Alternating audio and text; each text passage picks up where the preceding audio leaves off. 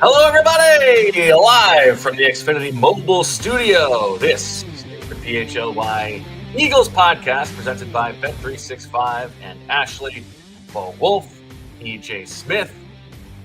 No Fran Duffy today. I believe he is predisposed interviewing for the Giants general manager job. He's a very classy fellow. I think that would be a good hire for them. EJ, how you doing? I'm doing well. I crunched the film. I buzzed through all of the Eagles offensive film. I was so encapsulated with this film study that I actually almost forgot to drink water and eat something before the pod. So I had to whip up a quick smoothie, and I worked out perfectly. And I do have a confession about this smoothie that I am excited to tell you about. Well, you can't. I mean, let's hear it.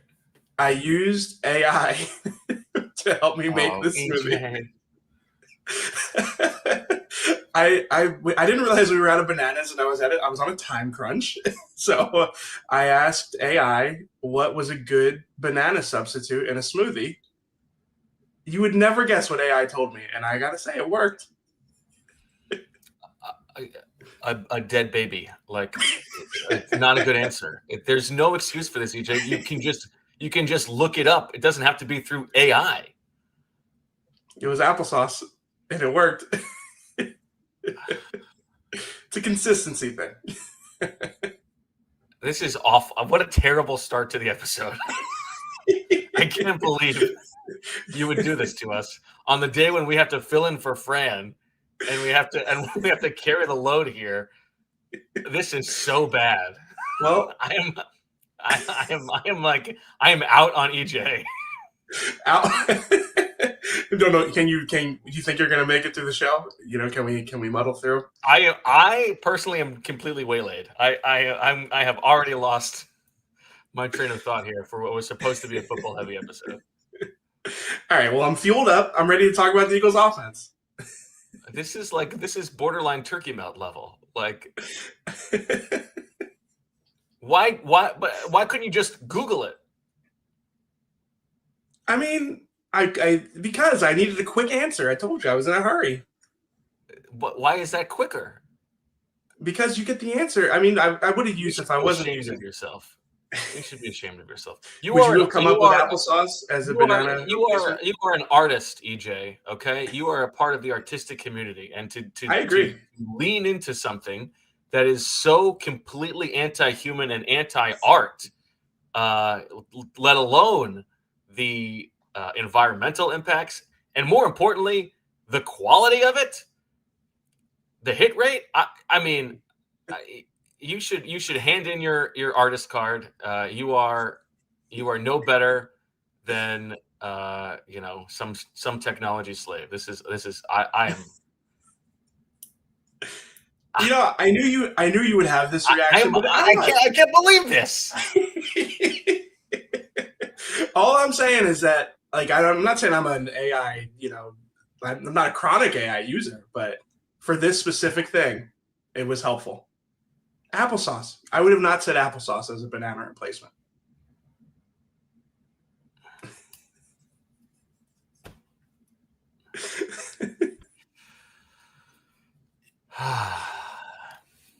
All right, let's get to the big deal presented by Cherry Hill Jeep. Shout out to Cherry Hill Jeep. All right, let's get to the big deal. Now, we've got a lot to talk about in this episode, EJ. We split this up. You are focusing on the offense. I focus on the defense. So we'll start with the offense for now. And I want to, let's do the big deal on the play that we're talking about. The incompletion downfield to A.J. Brown. You've done some work on this. I don't know if you talk to human beings or just robots, but let us know what your day after takeaway is on the A.J. Brown incompletion. Yeah, I think that a few things can be true here. And I think the first one that we should say from the outset is that A.J. Brown needs to run that route with 100% commitment to it.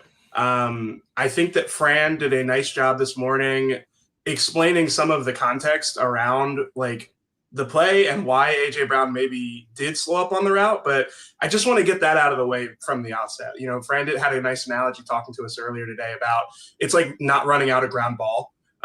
maybe it's understandable that you wouldn't always run out of ground ball, but it is an effort thing. And in the 10% chance that you do need to run that ground ball out, it makes you look like your effort. It brings your effort into question. So with that out of the way, it looks as bad on tape as you would expect, like just how big of a missed opportunity it was. But I do think that the part that maybe we hadn't considered too much in the immediate aftermath of the play is that he does get rerouted on this play. So to set it up, like AJ Brown is lined up in the slot. They line him up there. They finally get him away from Pat Surtain, and he basically runs like a double move where he's trying to get by Talanoa Hufanga basically in wide open space, and he does that. But before that happens, he does, again, get rerouted by Nick Benito, basically just like pushed inside.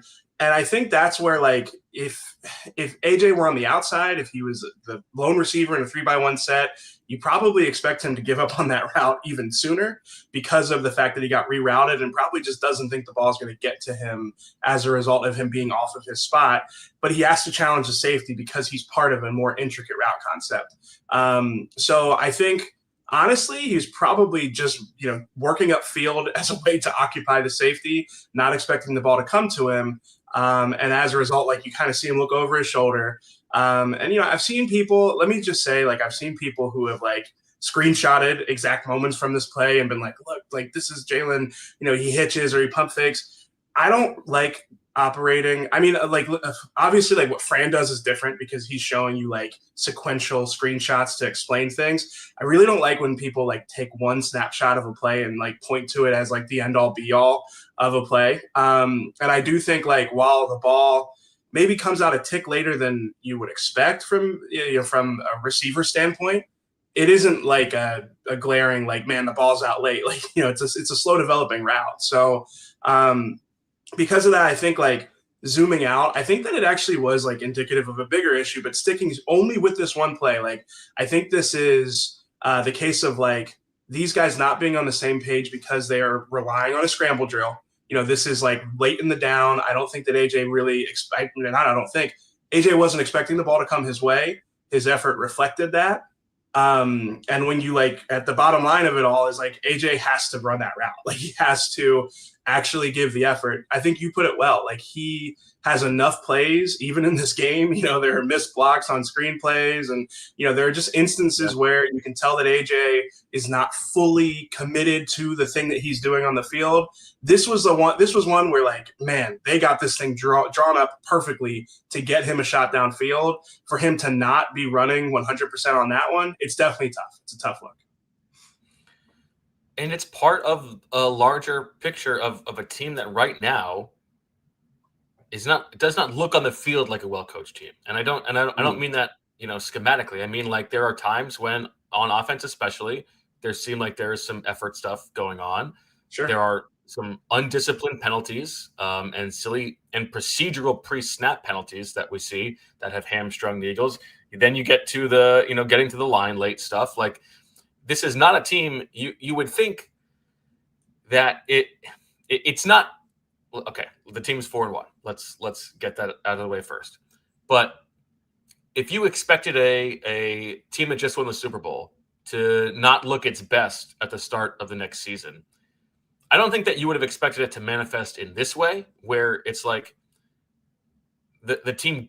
It's not like they look tired or they're too injured or it's like lack of creativity because of the brain drain or whatever. There are so many things where it's like, well, this is a team that has a lot of continuity. Why are they forgetting the basics? And that is part of what is a little bit frustrating for Eagles fans, I would imagine. Yeah, no, it's like a mental hangover, more than a physical one. I mean, offensive line wise, I think we can talk about the physical nature of the long season, the workload in the run game that they had. But with the receivers in particular, it is strange that, like, there's some effort stuff. Like, we'll get to a lot of this stuff later, but there definitely is some effort stuff, some mental mistakes that really hamstrung them. But yeah, no, it's a great point. Like, I think, like, AJ's play for most of this season, well, I'd say for stretches in each of the first 5 games, like, there have been times that have really, like, kind of aligned with like the way that he sounds after some of these games, like, you know, kind of resigned to the way that things are, maybe sometimes even like a little defeated or dejected. So again, I don't want to like make excuses in this for him, like, because I think it really is just as simple as like, when you watch it on tape, it's like if he isn't slowing down right as Jalen Hurts throws the ball, then they hit for a 60-yard touchdown and they pretty much put this game away. And I do think it's a really interesting parallel because like we've seen before when AJ's not the primary in the read, that Jalen has thrown it to him. Now, this is a few years ago when things were a lot different, not only, you know, in the locker room dynamics, but really the dynamic between the two of them. But, you know, there's that trust element there. And I think like I don't know. I wanted to ask you about this. You know, again, like well, you mentioned it. I'm sorry. You can ask this question in a second. But I mean, you said a clear comparison, like that Steelers game in 2022, exactly, when, you know, Jalen throws the ball down the middle of the field to AJ on what's supposed to be a clear out route, and afterwards AJ's celebrating. He's like, you know, my quarterback's always going to keep his eyes on me. I mean, it could not be any different. Yeah, no, exactly. You know, like I remember Jalen saying, like, I tell these guys all the time, like, just because you're not in the progression doesn't mean the ball's not going to come your way. And it's such a departure from that, you know, with this current offense. I want to ask you what you thought about both like, so I'll be honest, like the first thing I wanted to ask you is about the locker room after when AJ and Jalen both said that they hadn't discussed it. What's that? I can't hear you. Can you hear me? I can hear you. You can't hear me still. I can't hear you. I'll reload. Okay. All right. So yeah, I'll pull the listeners behind the curtain a little bit about what I was doing in the press box. You can hear me now? I can hear you now. Cool. All right. So the second that they missed on this, I pull my binoculars out and I just watch AJ. I want to see what he's doing in the aftermath of that missed opportunity. So basically, I want you to tell me if this surprises you at all. Like he comes off of the sideline. He's obviously not in for the next play after running that far, and he just walks down the sideline. And I didn't notice him talking to anybody. Like I didn't see any exchange with, you know, Nick Sirianni, Aaron Moorhead, Kevin Patullo. And as he entered the huddle, like I did not see him and Jalen saying anything to each other. So I'm just curious from your vantage point. Like obviously, like, you know, I wasn't watching him closely the rest of the game, but I didn't notice very many conversations, if any, between AJ and Jalen on the sideline. So again, I'm curious, like, does that surprise you at all that they never really addressed that? It doesn't surprise me. I don't think that Jalen is necessarily in the habit of doing that in mid-game in general, right? I think he's usually sort of sticking to himself on the sideline, and the wide receivers are separate. But I don't know that would have been the case 3 years ago. Yeah, no, that's fair.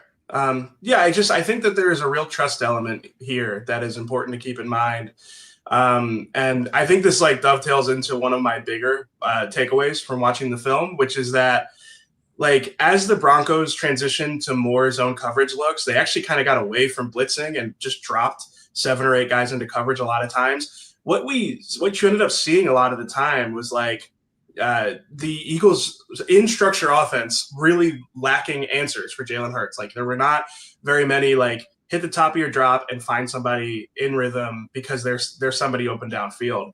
And because of that, it really became over-reliant on scramble drills. And the nature of scramble drills is like the receivers and Jalen need to be on the same page. They need to be thinking the same thing. Like, you know, you think about Dallas Goedert, the crossing route that he runs where Jalen throws it upfield and Dallas like has to turn over his shoulder. There was another one of those to Jahan Dotson in the second half. And obviously the one to AJ is not necessarily like so much like cut and dry a scramble drill, but it's kind of like that transition into a scramble drill. And you just really saw how like these guys aren't on the same page with those. I think like it was really exacerbated by the fact that they just didn't have a lot of it. Like there are so many instances when you're watching the tape back where it's like they ran a route concept that clearly was not designed to beat the zone coverage that they were facing. Like there are guys blanketed in coverage and there's just nowhere for Jalen to go with the ball. That's something we've seen a lot of from the Eagles offense this season, but it was really glaring, especially in that second half as they really struggled to get things going, just how like so much of it fell on Jalen's plate to create out of structure. Okay, I have some follow-ups, but we do have to get to a break, so we'll get to those momentarily, and also get the rest of your big takeaways from the offense, EJ, after these words from our sponsors.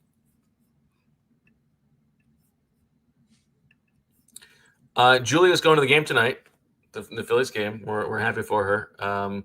It's weird though that her fiance DeJean invited me over to watch the game, and this was on Saturday. I get there, the places they couldn't watch the game, lagging, buffering, unbelievable, switching between apps trying to find the game. I mean, what are we doing? It's the playoffs. The problem is that he didn't have Xfinity.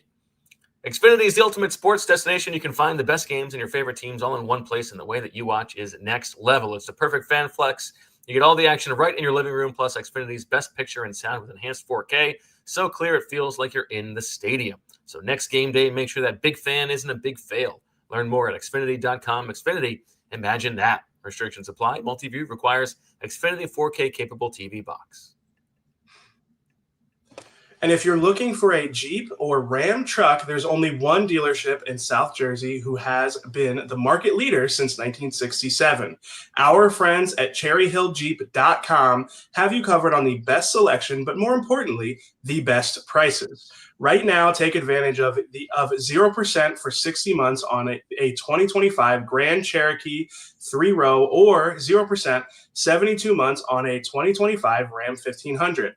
Slide into a 2025 Jeep Wrangler this month for $289 a month. Every Wrangler delivers strong drivetrains, innovative engineering, and quality components that underpin this icon's legendary heritage.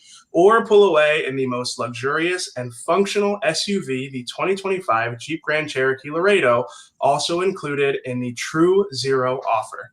Stop in today, tell them PHLY sent you, and receive an additional $1,000 for your trade-in. I know people buy Jeeps and Ram trucks elsewhere. I just don't know why. Drive home in your new Jeep or Ram truck today, just minutes from all bridges, or available online 24/7 at cherryhilljeep.com.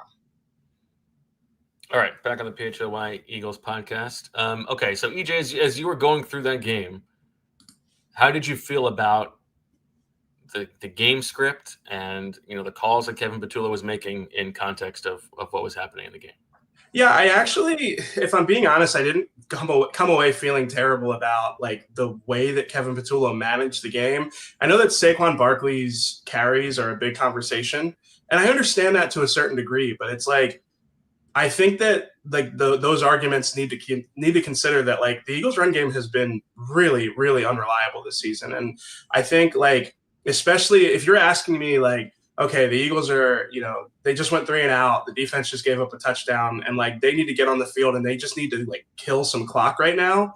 I don't think that like the Eagles run game is in a place where just handing it off to Saquon Barkley on an inside zone is the answer. We've seen them have too many negative plays or just, get behind the sticks too frequently with that run game. So I understand that in this game, it felt more like the RPOs were the answer on the early down stuff. There were a lot of, completions to Dallas Goedert and Grant Calcaterra in the flat. Like, I actually like kind of feel like I know it might be a little bit of a stretch, but I feel like when you look at the run game numbers, I almost want to include like Dallas Goedert and Grant Calcaterra having almost 40 yards in reception, like in receiving yards, because like a lot of those had one of those RPOs as well. Exactly. Yeah. So a lot of that production came as a result of like leveraging Saquon Barkley's gravity, which is something that we've been saying the Eagles offense needs to do a better job of. So I understand like 6 carries to 40 something dropbacks is staggering. And, I think even Nick Sirianni said after the game, like, they probably got away from the run a little bit in the second half, but I do understand like you're going up against a man heavy team. You have those RPOs that open up space in the flats. And like, honestly, that stuff worked for them for a lot of the time. If you ask me like what kept them from being able to sustain drives, like, you think about the 4 series where they really just could not stay on the field. The first one is AJ has a false start. He said he was trying to block a safety, basically in the run game, false starts, gets him behind the sticks, and that leads to now the infamous slowdown on that drive that leads to them not being able to sustain a drive. The next drive, it's a holding penalty from Brett Toth on what was a productive Saquon Barkley carry. Yeah, I didn't see a replay of that one on the broadcast. So as you were watching, did it look like a fair call? I think it was a fair call, but I don't know. I mean, you see those. It's one of those where the guy's pulling away, and he just in the realm like of like you could call it on any play kind of deal. Yeah, I mean, I sort of lean on it was deserved. I mean, it's one of those where the guy's pulling away, and Toth just holds him for an extra tick. So I get why it was called. The next one's an illegal man downfield at the start of the 11th series. That one, I mean, Steam was pretty far downfield. Yeah. Jalen said after the game that was one. What's that? That would be the kind of thing that most people would point to as coaching. Yeah, for sure. Jalen said after the game that's one where he said he could have easily handed that ball off instead of throwing the bubble screen. But I mean, the bubble screen was open. Maybe he was a tick late getting it there. Yeah. But I mean, they had a numbers advantage and they took advantage of it. It was just the fact that Steam was downfield. And then even their, like, you know, the final drive of the game, like they started with a sack. I'm still so mad about that. I mean, I know that all the drives that preceded it were better chances to score touchdowns than this opportunity, but we can have a larger Jalen Hurts conversation. I feel like I am like really on his side this season. I feel like he is seeing things better than he ever has, and he's at times playing his best football. But this is a broken record for me. But he doesn't end up in a lot of these situations because the Eagles are not often in these close games. But whenever it's an end of the half or end of the game situation where he's dealing with the clock, it is always maddening. He doesn't have. It seems like he doesn't have that gene where it comes as second nature. And the first 2 plays of that drive, it takes them 40 seconds. They get the ball with a minute and 6 seconds left to go 3 yards. You can't take a sack, and I know the pocket collapses, but and that's easier said than done. But throw the ball away, you know. And if you get called for grounding, you get called for grounding. And then after you've taken the sack, you cannot just dump the ball off to Saquon Barkley over the middle of the field. You're way better off just throwing it in the ground. Yeah, and he was quick to Saquon Barkley on that too. It wasn't like he was under duress. A quick point on the opening play, the opening sack. Honest NFL on social media said that the concept that they called there is like unacceptable against a split safety look. So, and again, this goes into what was my biggest takeaway, which is that, like, there are just too many times where it feels like the route concept that's called is just not doing him any favors. So, because I agree with you. I don't think this was, I mean, by no stretch of the imagination was this one of Hurts's cleaner games. But like, there have been more times where we feel like the scheme has let him down rather than him, you know, just like having turn downs like he has in the past or not seeing things efficiently enough. So let's get into the bigger conversation here because it wraps into this. It has been hard to square the competing truths that, to our eyes, Jalen is playing very well this year. And at the same time, everybody on offense is very frustrated with the scheme, and it doesn't seem like they're frustrated with the coaches, at least based on some of the vibes from last week, right? It seems like there is more frustration with Jalen. And so the possibility exists, which does help explain some of this stuff, that Jalen himself is very involved in the game plan, right, during the week. And so part of the lack of options in the passing game, it could be that those are the concepts that Jalen likes. And it would make sense if, like, these are Jalen's favorite concepts, that he is seeing things quicker, because if these are his favorite plays, he knows where the answers are no matter what's coming at him. Like, if that were the case, it would help explain those competing realities. And we've also heard that is something that is potentially going on. I kind of believe that is to be a case. Yeah, I mean, I always go back to, like, it's going to look the way that Jalen Hurts wants it to look. And I think it's a really good point by you that, like, is he seeing things better? Is this his best season diagnosing, getting the ball where it needs to go? Because these are his concepts. These are the concepts he's most comfortable running and he's most confident running. So no, I do. I think that there's evidence that like him, Kevin Patullo, and Nick Sirianni are sort of aligned in their vision for what they want this offense to look like. I've also found it notable that like I know that after the Rams game, Jalen came out and said like, we got to stop this playing not to lose thing. That's really the only time this season that he is. And he even walked that comment back in his post-game press conference. Like, and that was really the only time that he's spoken about wanting the offense to look a different way than it has looked. AJ and Devontae have obviously been pretty vocal about this. Even like Jordan Mailata has talked before about like the want for more play action in the offense. So you heard it from a lot of like the main characters, but you have notably not heard it as much from Jalen Hurts. So no, I think you're onto something there. I think that that's a fair observation to make. I don't really know where it leaves the Eagles offense. Me neither. But yeah, no, I think that that's a fair conclusion, or not maybe a fair inference to make. The only other shot he's taken though was after the game last night, as you explained on the post-game show yesterday about the calls coming in late. And I've also been trying to figure out just what's going on there, because they spent all week talking about they needed to get this better. And, as Danis put the graph out, this was their worst game of the season in getting to the line super late.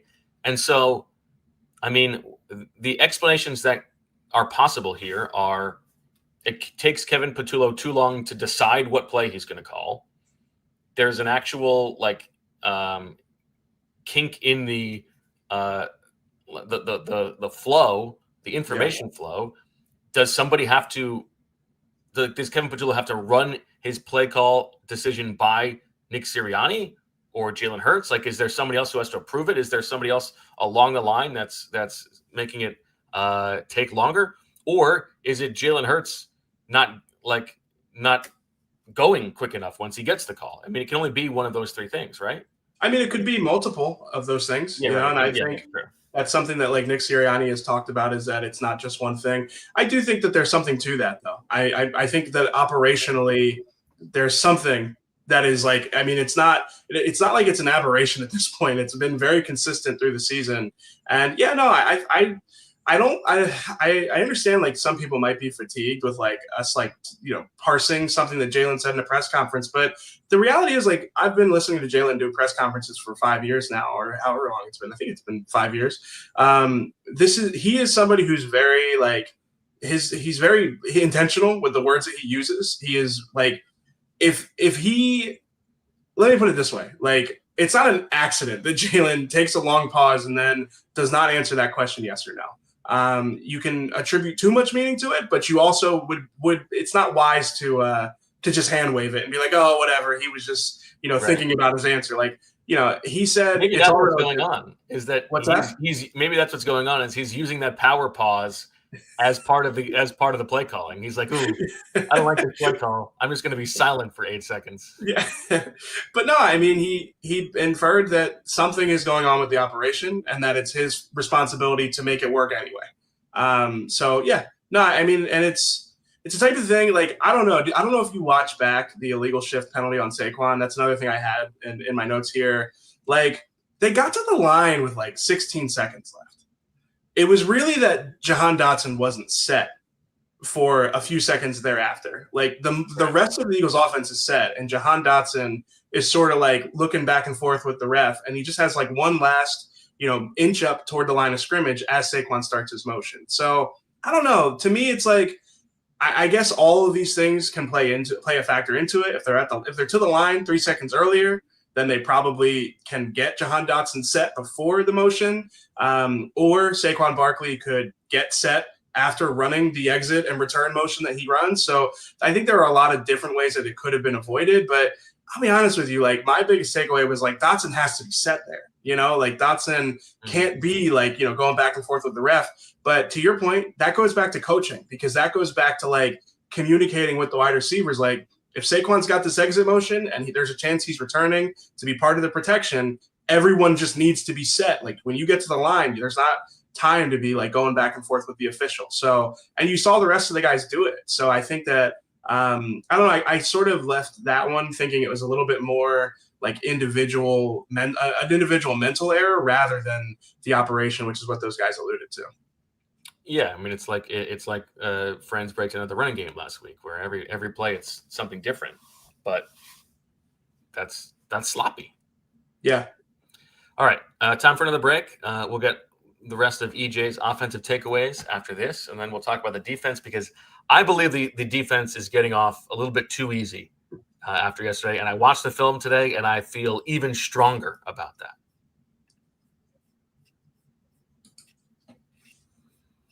Get your home ready for cozy season during Ashley's fall savings event happening now. Discover the season's warmest and coziest hot buys for every room in your home. From stylish living rooms to welcoming dining rooms to relaxing bedrooms, you'll find beautiful looks starting at just $299. And right now, buy today and pay later with no interest for 60 months, because fall isn't just a season, it's a feeling. Visit your local Ashley showroom and start saving today. Whatever the moment, it's never ordinary at Bet365. They pioneered live in-game betting and have 90 million users worldwide. Bet365 live streams 780,000 events each year and offers the widest range of games and markets available for live in-game betting across 78 sports each year, with early payout offers across the NBA and NHL. With the Bet365 early payout offer, you're a winner if your team goes 5 runs ahead with an instant payout on straight bets and parlay selections marked as winners. Download the app and use code PHLY365 when you sign up.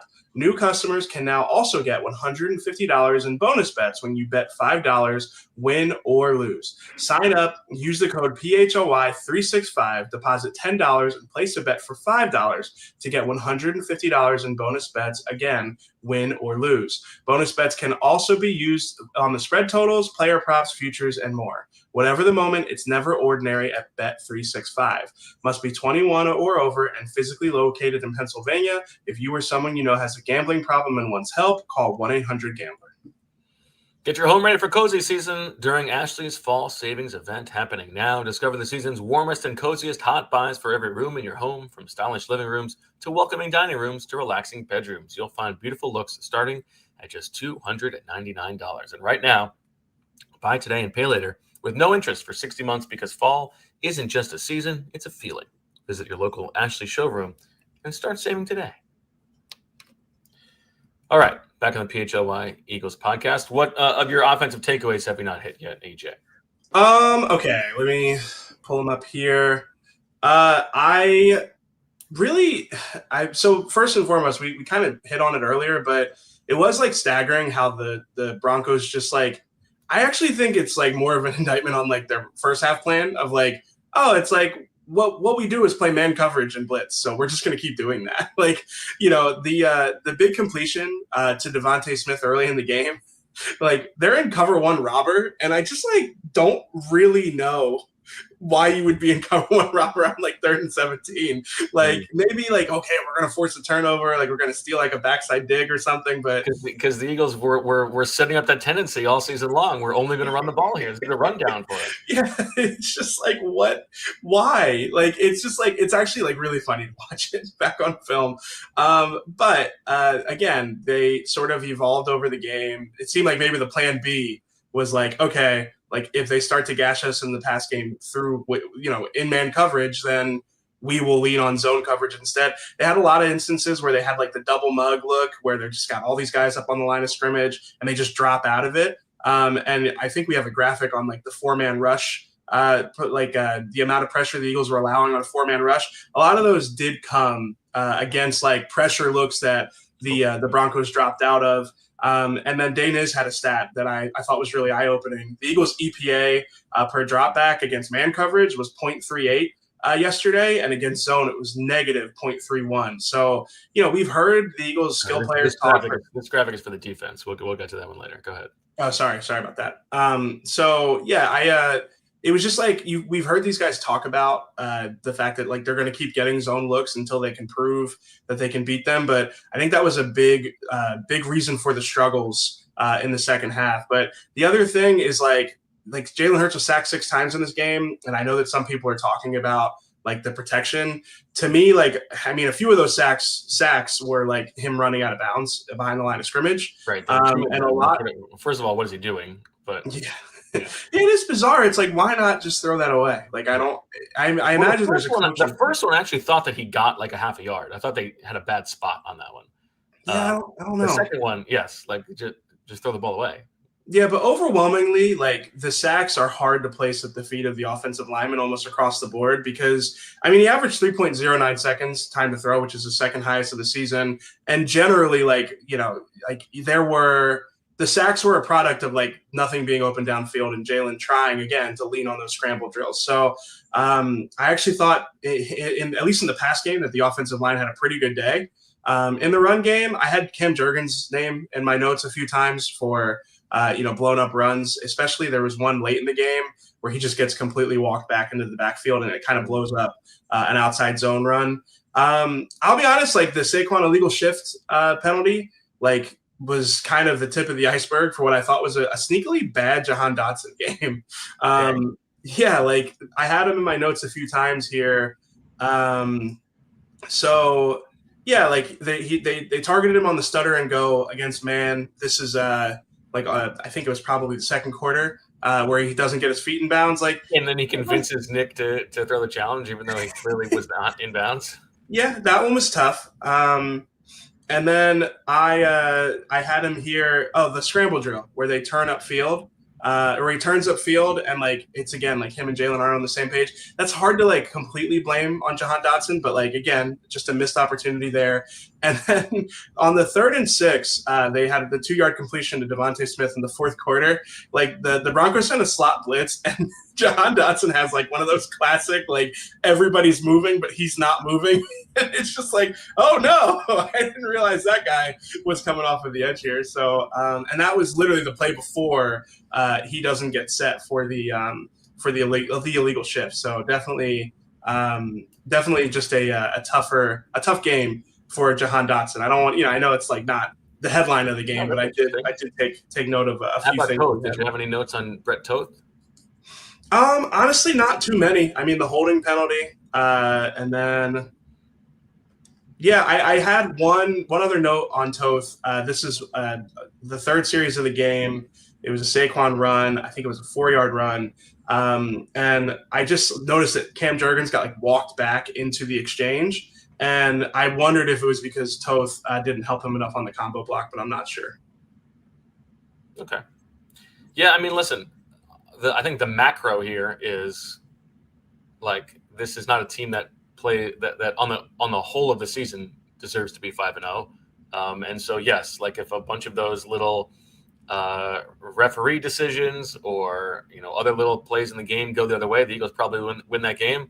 But you could say the opposite about the Rams game, right? And maybe even the Bucs game. So, like, I don't know. This team is probably playing more like I think 4-1 is fair. I think 4-1 is the record that they deserve, probably. Yeah, I think that's fair. I mean, it's like, I don't know. We grade them on such a high bar because like they have high aspirations, and I think we are constantly judging if they'll make it there. But overall, like they have enough talent to win most of these matchups.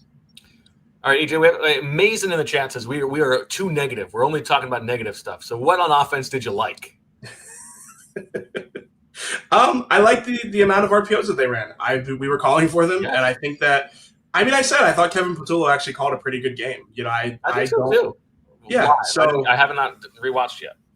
No, I mean, I thought like there was more creativity in like some of the early down stuff to keep them on schedule. Again, it's like it's hard to lay a lot of the penalties at the feet of like Kevin Patullo. I think like, that's probably more of a Nick Sirianni and really just the players. So yeah, I thought that the RPO involvement was good. I thought the way that the Saquon touchdown, right? Oh yeah, well I think that was a check from Jalen. But yeah, I like that. Yeah, I mean, you can tell like you said he did a little shrug, did he? He did, yeah.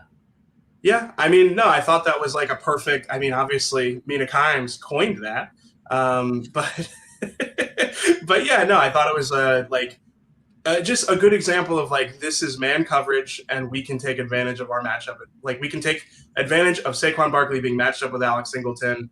Yeah, it did look like a check from Jalen Hurts, but no, it was a well executed play. I even thought like the balance especially to start the game, was good. I thought that like there was more just like easy buttons to guys like AJ Brown and Devontae Smith. Now again, those kind of went away by the second half, but I don't know. I don't think we're being overly negative. I think that we're viewing it as a whole, and offensively, they were negative about it in the locker room. They did not play very well. So I think the real negativity is going to come from you, because to me, I don't know how you're going to try and lay this at the feet of the defense. I don't know how you're going to try and pin them to the wall. They were on the field a lot. So I want to hear. I didn't watch the film. A lot, in part because they couldn't get stops either. They gave up a lot of first downs. We'll get there. All right. Let's take our last break. And then on the other side, we're going to hear your super chats. And then, yes, I'm going to explain why I don't think the defense played a particularly good game yesterday. And I think Sean Payton actually really outcoached Vic Fangio yesterday. But first, we talk about our friends at Bet365. You know it's never ordinary with Bet365. And you know what? We got the big Phillies game tonight. Maybe the Phillies are going to jump out to a lead. And maybe that means you can take advantage of the MLB early payout offer. With the Bet365 early payout offer, you're a winner if your team goes 5 runs ahead with an instant payout on straight bets and parlay selections marked as winners. Download the app and use code PHLY365 when you sign up. Breaking news from Bet365. New customers now get $200 in bonus bets. When you bet $5, win or lose, sign up, use the code PHLY365, deposit $10 and place a bet for $5 to get $200 in bonus bets if your bet wins or loses. Bonus bets can be used on the spread, totals, player props, futures, and more. Whatever the moment, it's never ordinary at Bet365. Must be 21 or older and physically located in Pennsylvania. If you or someone you know has a gambling problem and wants help, call 1-800-GAMBLER. Next, we're going to talk about Parx Casino. Whether your favorite team wins or not, there's always another way to win on the BetParx online casino app. Check out brand new casino games like Huff and More Puff and Fire Blaze Sky Queen at a BetParx exclusive. The only app I ever used to play all my favorite casino games in the palm of my hand. Play blackjack, roulette, craps, poker, baccarat, and hot online slots like Cash Eruption, 88 Fortunes, and Cleopatra online slots. Play hot online slots based on your favorite streaming shows, Walking Dead, Squid Game, Breaking Bad, and Peaky Blinders, and your favorite classic casino games from wherever you are. New users get up to $1,000 casino bonus back if you're down in the first 24 hours. Go to betparx.com and download the app right now and enjoy all the action and excitement from the casino at your fingertips. You must be 21 and in PA, New Jersey, Maryland, or Michigan for BetParx. You love to play, you play to win, you bet, BetParx. Gambling problem? Call 1-800-GAMBLER. All right, back in the PHLY Eagles podcast. Let's run through the super chats first, and then we'll get to my thoughts on the defense, starting with CDP. Has Sirianni's emphasis on collectivism blocked the Eagles' killers from excelling? Is more individualism needed? Should I stop reading Ayn Rand? Sure, yes. Nikki loves music. We see what good coaching and adjustments look like on defense. Haven't seen it on offense in 4 years. Something's got to give. Philly 17-27, EJ. If the season derails, does Nick get fired? No, I don't think so. I mean, it took Doug an extra season. I do find it hard to believe that he would get fired this year. It's crazy that we're talking about that right now. Let's just say it was their first game in like a calendar year that Jalen Hurts finished. No, I don't think so. Sensei Sergio, do we quibble with this offense if Dotson gets his feet in, or AJ runs routes, or we don't kill drives with those penalties, play calling or execution? I think that's fair. I mean, at some point, we can't just blame coaching for players not executing. Yeah, I mean, I think we talked about this, and like, if AJ catches that pass, like they run away with the game. Like, I don't know. It's like there are thin margins, and I don't think that there's anything wrong with that. Yeah. Temple Tough, not excusing penalties, but if you take them away, does the offense feel different, as in better than previous weeks? Maybe a small positive sign. I thought this was a good like passing design. I thought so.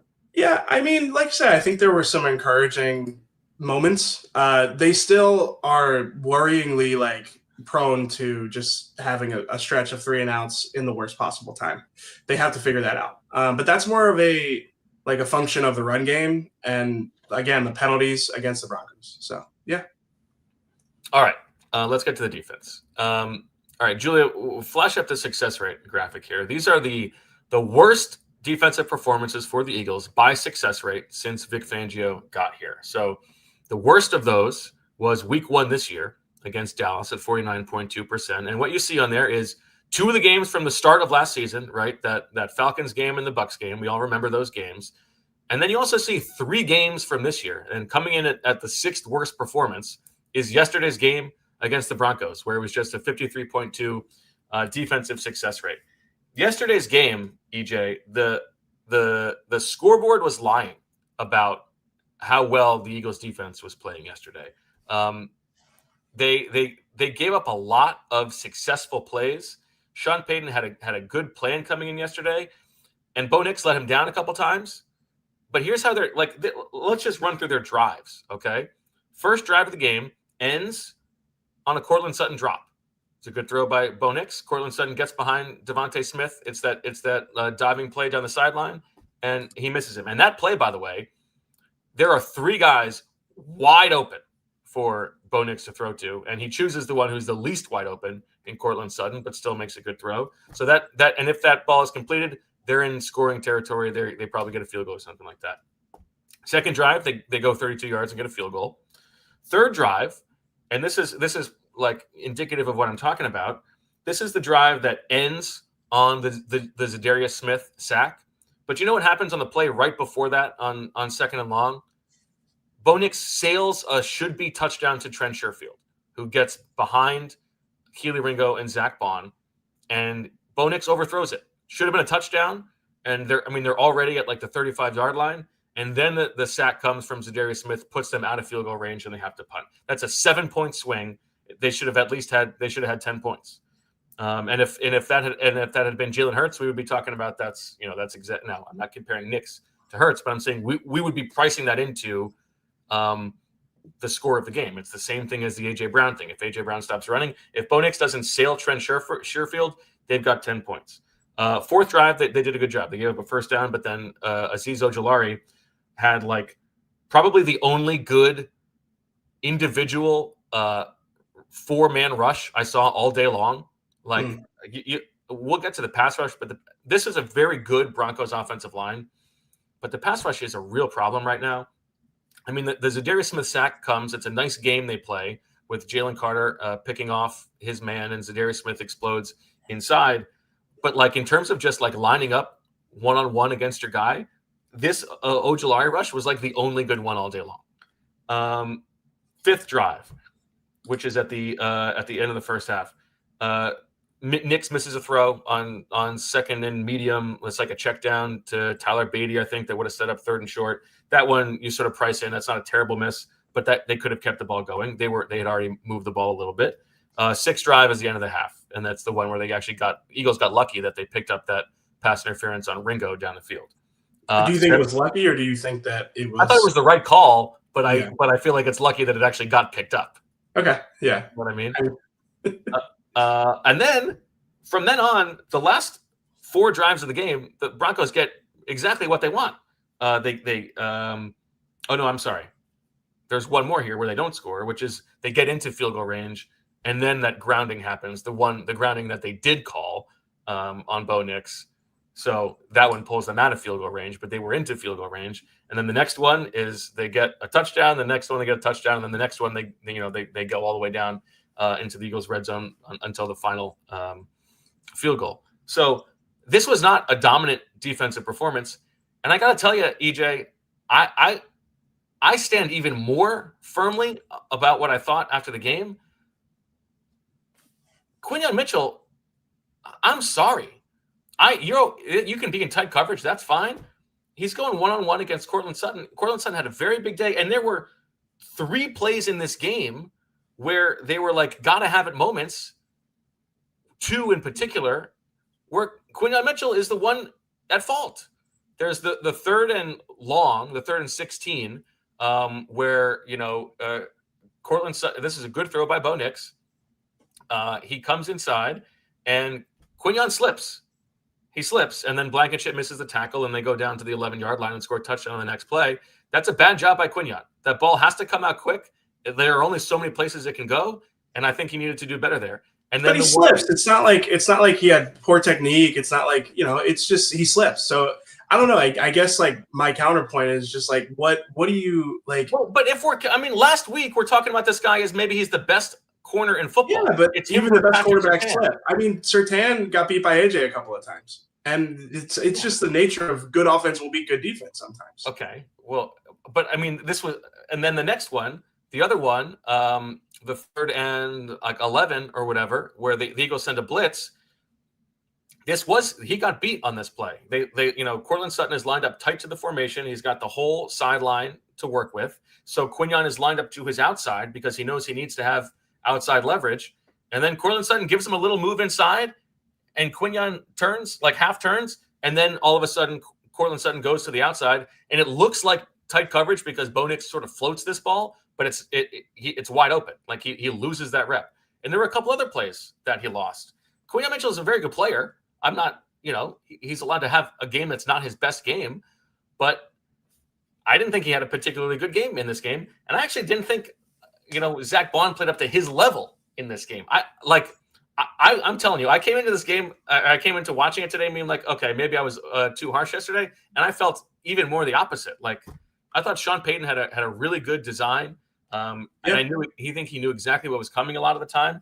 And I do think a big part of the problem is the pass rush because Vic keeps having to sort of figure out ways to create for it. I mean, I think I counted 4 snaps in this game where they do the exchange where Cooper DeJean comes as a pass rusher, but one of the edge guys drops, so it's still a 4-man rush. But like, I don't know, Cooper DeJean might be the best edge rusher on the team. I don't know. Yeah, I mean, I think the lack of pass rush is legitimate. I also think that there's not Jalen Carter is not having quite the impact. Well, it is just not having the impact that you'd hope. I think he is more of like it sounds strange to say, but it's like he's more of like a reputation player right now than like an impact player. He's got gravity to open up other guys. Zadarius Smith's sack comes because of the attention that Jalen Carter commands. But you're right; they're not getting as much up front as you would expect. I have a hard time thinking that this game is really a reflection of Quinyon Mitchell. You can say that he didn't play well in certain instances, but I'm not saying he's not a good player, or I'm not. Yeah, but you said he needs to be better. I don't know. Watching the catches that he gave up for most of the game, I'm just like, well placed passes to a physical receiver like Courtland Sutton. There's not that much he's going to be able to. I think you let him off easy. Okay, maybe I am. I think that he's earned the benefit of the doubt in that. So I don't know. Here's the bigger issue. And yes, I know that we all believe, especially after seeing it play out last season, that Vic Fangio is deserves to be trusted, that he's going to get these guys playing better as the season goes on. But where do you think they rank in success rate as a defense over the course of the season? Oh, well, probably not great because they have not been stopping the run well. And that is like, because I think what we're talking about is like the like aberration of one game versus like actual concerns moving forward. Like there's going to be a team that just tries to run at this Eagles defense for an entire game. And they haven't really proven that they can stop that. So because of that, I imagine that they are low on the success rate rankings. Yeah, they're 22nd in the league in overall success rate. They're also 22nd in run defense success rate. Last year they were 10th, which is actually a little bit lower than I expected. They were 3rd in the league in overall success rate, again 22nd. But last year they were 2nd in EPA per drive. This year they're 10th because they're getting turnovers. And maybe that game changes yesterday if they get the turnover on the overturned DeJean fumble. See, that's my thing. Is like to me, yesterday's defensive performance was very similar to the same stuff we're talking about on offense, where eventually the stuff you're doing is going to come home to roost. In like within this game, that's what happened on defense. They weren't playing like a team that had given up 3 points through 3 quarters on defense, essentially.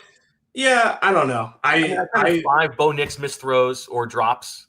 But we could play that game with the Eagles offense too. Like we could play that game most weeks where it's like, well, if AJ Brown catches that pass and the game's over, and then this looks a lot different because the Broncos offense is one dimensional. And that's like what I really want to convey here is like the Eagles offense has consistently put the defense in bad positions. And this was the first time that they did not bail the offense out. And I think it's a little bit too early in the season to like. Well, really, it's just like given the way the first 4 games go, like when I don't think it's fair to say that like the defense has much culpability in this one.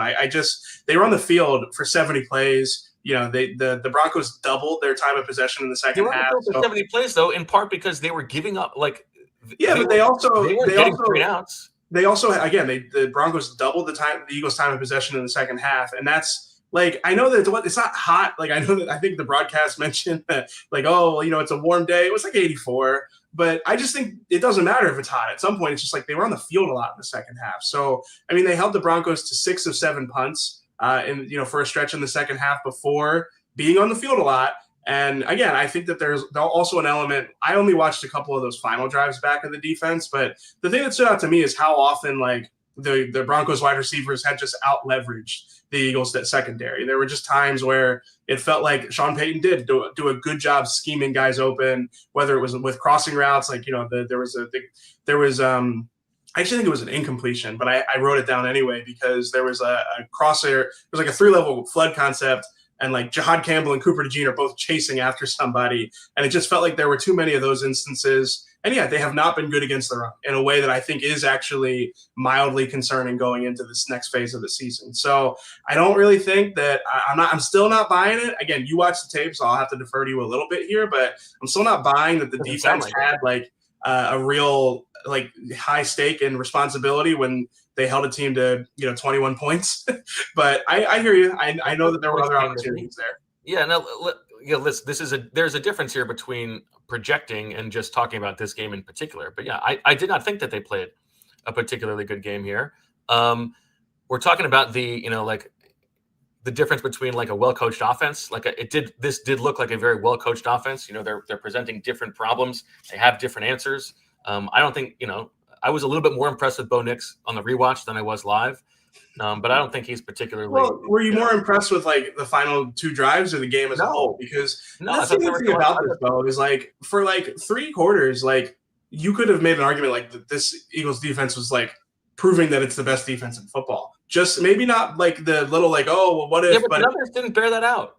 Yeah, I know. I hear what you're saying, but it's just like I don't know. You could also say the same thing about the Eagles offense in the sense that like they're very efficient in the red zone, and if they were not so efficient in the red zone, they wouldn't be as good. It's like, well, yeah, obviously. So I don't know. I don't really think that there was any. I don't have many long-term concerns about the Eagles defense after this game. I think it's fair to say that like they didn't. I think it's fair to say that like they didn't bail the Eagles offense out and make a play to win the game. But I don't think it's fair to expect them to do that every week. I mean, they had three drives to make that play, and they weren't able to. And I will tell you what I do think is the real concern about the defense, EJ, in overtime.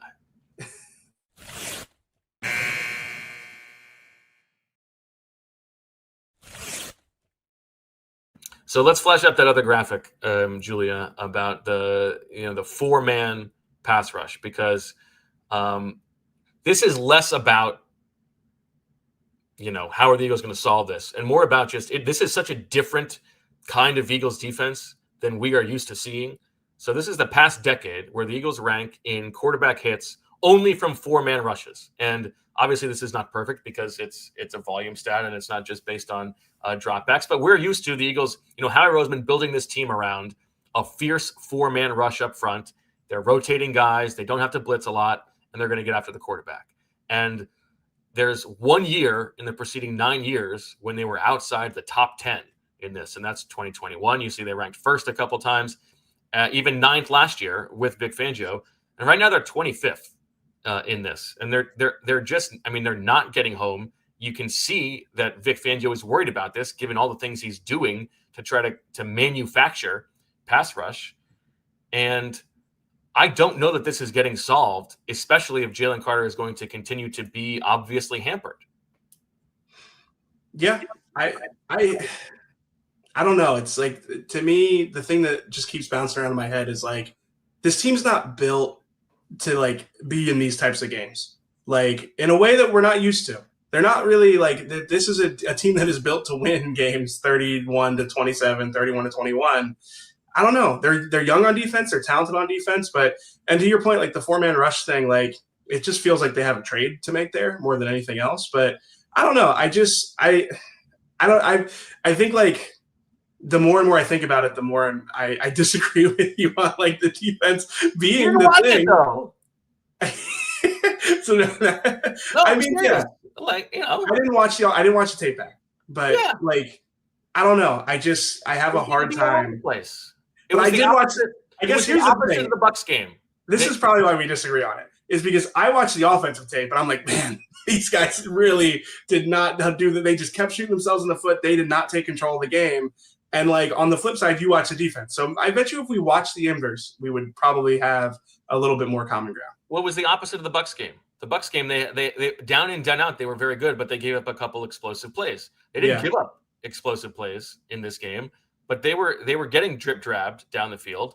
And, you know, that's part of the Fangio design, right, is you're daring the offense to maintain, that pace, and they weren't able to do it. There were plays at the end of drives that killed it. But, yeah, like this was not a dominant defensive performance for most of the game, even when I would agree with that. Yeah. Well, actually, for most of the game, I would say maybe not dominant, but very solid. And then at the end of the game, it was anything but. So I get what you're saying. I think. Go ahead. No, you go. Go ahead. No. You finish your thought because mine is totally separate. No, I was just gonna say, and like to the like 4-man rush point, like they do not. I think that is maybe part that we aren't like. Well, at least I wasn't considering enough. Is how many of those instances it's like they just they need pressure here. So yeah, are they like on pace to be as good as they were last year, especially after yesterday? Maybe not quite, but I still think like they've done more than enough for the Eagles to be 5-0, in my opinion. The Broncos offensive line, very good. Like the run blocking from those guys was very impressive. And there was a nice variety to the runs that they were calling. On the positive side, I thought Jahan Campbell had a very good game in run defense. The Mukuba play on the Baun penalty was a very nice play by him. There was talking on the coaching. The play that started the final drive for the Broncos, to me, was a great example of a well-coached team. They're up 18-17 with 5 minutes left. And I think we all would expect if the Eagles had the ball in this situation up 1, first down, you're getting run for sure. Like the Eagles are going to try to run clock. They're going to see if they can just pick up the first downs with the run. And Peyton calls, that play action, little flip to the left side at a Troutman that, it's wide open. So it's a nice call. He's trusting his second-year quarterback to throw the ball in this situation when you know that you need to run clock. And then Troutman also makes the very heads-up play where like he's going towards out of bounds, and then he cuts inside to just to go down in bounds to keep the clock running. It was like this is an operation where everybody knows what they're supposed to do. Maybe I should go back and watch this just to like see some of that offensive synchronicity, as Jalen Hurts would say, synchronization. So definitely was not experiencing that watching the Eagles offense. Jordan Davis has played more snaps he's played 12 snaps this season on 3rd and 4 or longer. He only played 5 all last year. So he had 3 of them in this game, I think. So Vic is trusting him a little bit in must rush situations. How do you feel about his run game his contributions against the run? I only watched a few plays and really just 1 or 2 drives of the Broncos, but I did have him down as someone who got someone who kind of struggled against the run, at least on one of those series.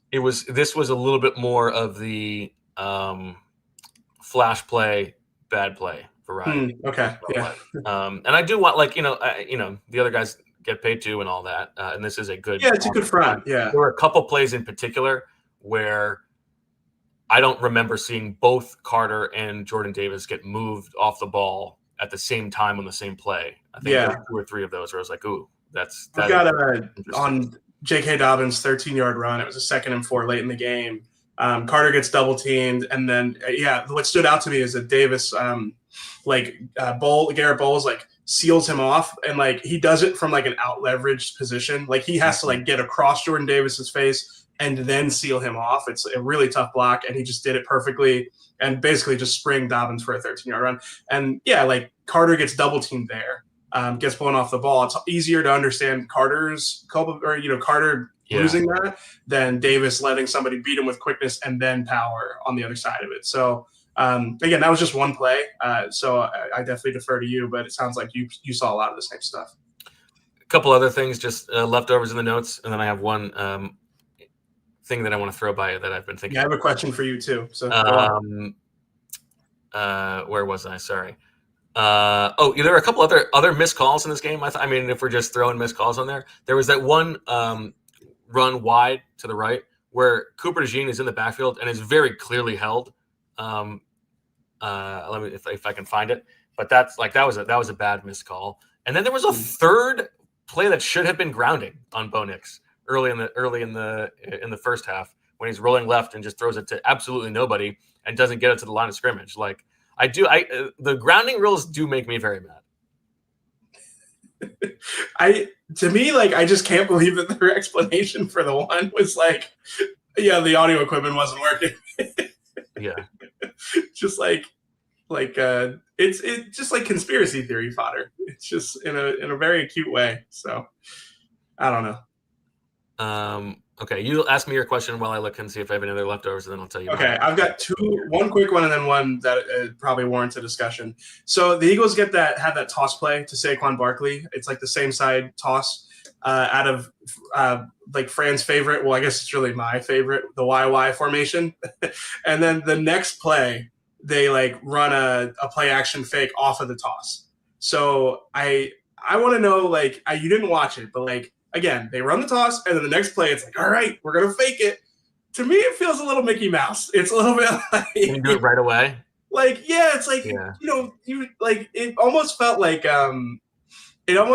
if you come into the podcast and you've got like one stat you're really excited about, and you just use it in the first 45 seconds, and then you harp on it again like 22 seconds later. Yeah. It's like, yeah, like, let that breathe a little bit, you know? Like, it's good that you have it. It's good that, like, you guys have, like, listen, like, I am not begrudging the Eagles offense for having play action fakes that, you know, actually marry up to the looks and the formations that they run out of. But, like, it kind of felt like you should have let that breathe for a series or two before just, like, ripping it out right then and there. So, I don't know. I don't know if that's me being nitpicky, but it kind of did feel a little bit like, oh, they'll never see this coming.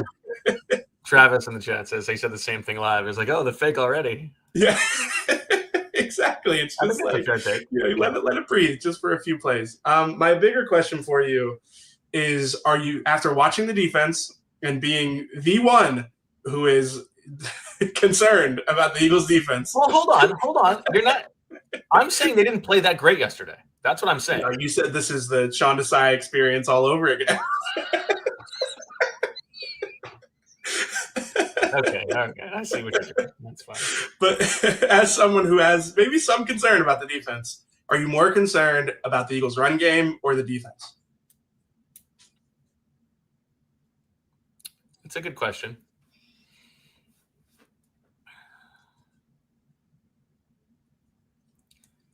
I think that I am more concerned about the defense as a whole. Wow. Because I do think that even if they can't get the run game going, I do think that they will still be able to pass the ball efficiently. I would say I'm more worried about the offense than the defense. But if we are just siloing it to the run game, then yes, I would say I would say a little bit more concerned about the defense. I go the other way. I definitely am more concerned about the Eagles' run game. I think I'm not quite at like a. You can convince me. I don't feel strongly about this. I'm not quite at a panic, but if the Eagles' run game, in particular, if the offensive line, like obviously Landon Dickerson leaves this game with an ankle injury, and like we'll see if he can make a speedy recovery for the Giants game on Thursday. Honestly, should he? Like, he's already got the knee, he had the back. Like, kind of feels like he needs some time off. If you told me that like this run game looks this way against the Packers on the other side of the bye week, I'm going to have some real concerns about what this team looks like, just because I hear what you're saying. Like, other teams insulate for a shaky run game. We just haven't seen the Eagles do it. I'm not sure that they're equipped to do it. as was illustrated yesterday. I think like they can try and scheme up some like staying on schedule plays through the RPOs and maybe some perimeter plays, but I don't know. Like for them to be the offense that we kind of expect them to be with how much talent they have, I think the run game needs to get going, and they have to figure out how it's gonna happen. I think the bye week is going to be important though. Like how that offensive line looks on the other side of the bye, I think will determine a lot of things. Yeah, I think you might have convinced me. Okay, I mean, they need to get it. They do need to get it fixed. Yeah. I mean, I'm sorry. I'm still happy about my Sean Desai 2.0 dig at you. That's right out of your. I wanted to circle back on when I said I didn't think Baun had a great game. I mean, this is again to his level. Like if we're talking about the best linebacker in football, he got washed out of a few run plays. He missed Bo Nix in the open field on that one scramble. I think his eyes, he got misdirected a couple times. Again, you tip the gap to Sean Payton, but we got high standards for these guys. They're in conversation for the best in the league at their position. So that's all. Yeah, I still haven't looked to see if Zach Baun had a PBU in the middle of the field. I don't think so. Yeah, neither do I. Yeah. Meanwhile, Cooper DeJean. I mean, we need to have the conversation again about who's the best player on the defense because he needs to be involved in that conversation. Yeah, some of the stuff he's doing is, I mean, just ridiculous. Like to your point, like he's good blitzing off of the edge. He's, usually strong against the run. I guess there are a few times where you want him to set the edge, but again, the thing is like they ask him to do so many difficult jobs, and he's up to doing a lot of those jobs. Like, yeah, you could make an argument that he is maybe the most talented player. Jalen Carter's probably most talented. Yeah. Playing the best, I think you can make an argument for Cooper DeJean. Yeah. All right, here's my big picture not big picture, but my thing we haven't talked about yet that I do think is coming home to roost a little bit. We've talked about the offensive line we're worried about, right? And given the injuries that they've had, it would be nice to have somebody in the coffer who they were excited about getting into the lineup.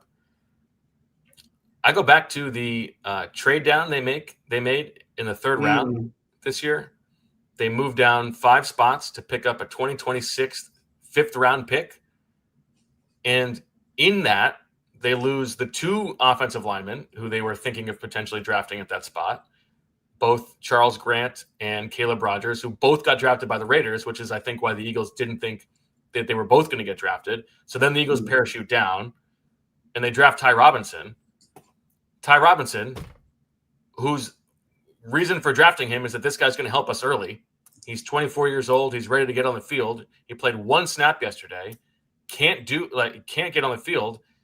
And if they hadn't gotten too cute there, now listen, Caleb Rogers and Charles Grant haven't gotten on the field yet. They're still backups for the Raiders.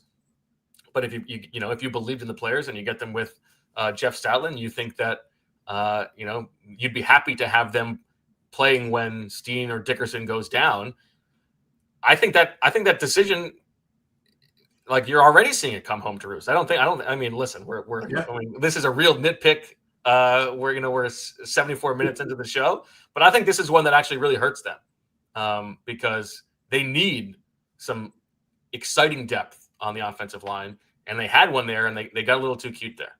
Yeah, I agree. And, whenever draft takes come out, I think it's always important to remember whether this is something you said in the time, and this is something we said at the time, is that they missed out on that run of offensive linemen. They also missed out on that run of tight ends in the second round, and you wonder how that would affect things. So, yeah, no, I think that there's I also Mukuba has played well. Sure. But that pick that they traded down from in the third round was Xavier Watts. They could have just drafted Xavier Watts there, and they would have had a different, second round. How's Watts playing? Let me see if I can. He's playing well. Yeah, he's got 2 picks. Dennis is playing well. Who went after that? Xavier Watts has 2 picks already, and that's exactly what you would have predicted for him, given how he played in college. So, yeah, it's an interesting what if. That's all. Who would the tight end? I'm not, in fact, wearing a Ty Robinson jersey. This is my red PHLY. There we go. That was bold of you to move the camera. I would be terrified to touch my camera. I'm not naked. Yeah, no, I'm just saying, like, I wouldn't touch my camera. I'm just looking at it stresses me out. All right. Anything else that you want to talk about, EJ? No, I don't think so. I appreciate that you gave me some time to talk about the Mickey Mouse thing. No, I think we hit on most of it. Your ridiculous AI got us off track so early on. I thought you'd be interested in hearing what AI came up with, because it worked. Awful. That's like such a pathetic use case. Because if you think about it in a smoothie, like a banana, it's the reason I needed to ask AI is because you really can't make a smoothie without the banana, in my opinion. You got to go frozen fruit, but fresh banana specifically. It's a texture thing. It really is the texture setter. You know, it's the tone setter for the whole smoothie. And I just didn't know what you could use to like compensate for it. And applesauce worked out well. Yeah, you're not selling it. It's not applesauce as a replacement that you need to sell me on. It's having to use AI to figure that out. All right, I'm gonna Google banana. You gotta turn off the AI on the Google too. Yeah. Well, no. See, applesauce isn't in here. Okay, what else is in there? I'm sure there are lots of things that could have worked. Frozen avocado, dates. This is frozen zucchini and tofu. This is why I use AI. Frozen mango? No, none of that would have worked. You don't know that. Why do you implicitly trust AI's applesauce recommendation, but not the other ones? Here's the thing. Like, I felt like AI would have been able to read through the human submissions on what were good substitutes more quickly than I could in that moment. I'm not in the tank for AI. I'm not Mr. AI. I'm not on AI all day. This is a very specific scenario. You're happy that the economy is going to be tanked by this unbelievable bubble that is completely unprofitable. You love that. Just like you think that this is 2023 for the Eagles defense all over again. Yeah. The only thing you love more than AI is Dorian Thompson-Robinson. Oh no, this could end poorly for me. No, I don't use it much, but there is and like usually I'm aligned with you. Like I think it's great. I think it's great that they're stealing all of the world's artwork. And I just needed a smoothie substitute. I think that's great. The Smith household is running a little low. We need to make a grocery run. We got to be better. Well, I got to be better. Let me make that clear. Nobody's going to accuse me of throwing my wife under the bus here. Got to get to the grocery store. And as listeners of the show will know, sometimes like the 20 minutes before the podcast, they can be chaotic for me. Whether it's like spilled coffee or just like, honestly, there's been some dog emergencies before the pod before. So I just needed to get the smoothie done and get in here and worked out well. All right.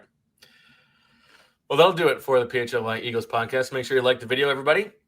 Subscribe to the channel, all that good stuff. We're back tomorrow, 2:00. Short week here. So tomorrow is locker room. The only day that the locker room is going to be open for the Eagles. So we got Jamie and Rich, maybe EJ checking in, depending on the locker room schedule. Then Wednesday, we're going to have a 4-hander, baby. EJ, Fran, Daniz, myself. The polycule continues. It'll be a lot of fun for our preview before the game on Thursday night. Enjoy the Phillies game tonight, everybody.